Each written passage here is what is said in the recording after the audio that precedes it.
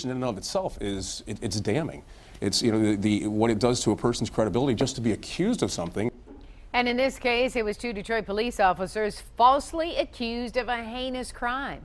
A pregnant woman claimed the cops sexually assaulted her on a ride across town. But the evidence did not add up, and tonight's 7 Action News reporter Simon Shaquette shows you the exclusive video that exposed false allegations. Thanks to well-placed sources, we're able to show you that exclusive video now for the first time. The footage tells the real story behind a rape accusation against police. 3012 Herbert. It's 5:30 a.m. on the streets of Detroit. Two Detroit police officers from the 10th Precinct responding to a call of a disturbance come across a woman who says she's pregnant and needs a lift across town. It was nothing short of our officers doing a good deed. It was cold, February 1st, and they drove her from one part of the city to the other. From the area of Livernois and Grand River to the east side of Detroit, the woman is seen riding in the back seat of the patrol car for a total of 18 miles. She gets in the car and they drive from point A to point B, and they open the door. She gets out, and the officers leave and go back to their command. An otherwise uneventful trip seemingly ends without any trouble at Mack and Cadillac, according to Mark Diaz, president of the Detroit Police Officers Association.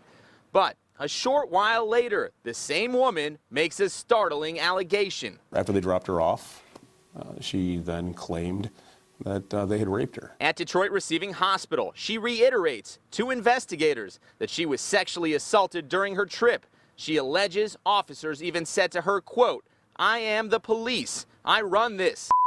Ain't nobody gonna believe you." They began the process of conducting tests. At the hospital, a thorough exam known as a rape kit is administered. A registered nurse documents no sign of injury or trauma. Still, the troubling accusation quickly leads to an internal investigation. Both officers turn in their uniforms for inspection. These officers were facing losing their freedom. These officers were facing going to prison for 20 years. Detectives go back to the surveillance video from inside this police car. The entire ride is once again closely reviewed. There are no signs of distress or any complaints.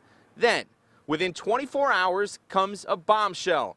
After learning of the in-car video, the woman makes yet another stunning admission where she claims no sexual assault took place. Unfortunately, as all too often happens, someone makes a false allegation against our police officers. The woman later says she was under the influence of alcohol and under medication for a serious mental condition. She apologizes for making up the entire story and potentially destroying the lives of those officers. The allegation in and of itself it's damning. It's what it does to a person's credibility just to be accused of something. Diaz says, sadly, fake claims of this nature are common. Oftentimes, people are filing lawsuits just to see if the city will settle out of court for a cash payout. Rape to planting of evidence to stealing money. In the past, there have been so many cases where a municipality will actually settle out of court as opposed to litigating a case just for the sake of the cost of actually litigating a case. In this case, surveillance video making all the difference. This is nothing short of urban terrorism, trying to take the freedom away from those who do nothing more than try to keep our citizens safe. We made several attempts to contact the woman,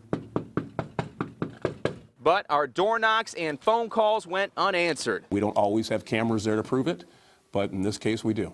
And it has to stop. And we have to, we have to all come together and make a solid stance against this, because again, we got to protect our protectors is what it comes down to. The Wayne County Prosecutor's Office is currently reviewing a felony arrest warrant request from police. The woman, who we're not naming, could face years in prison for that fake claim. Simon Shaquette, 7 Action News.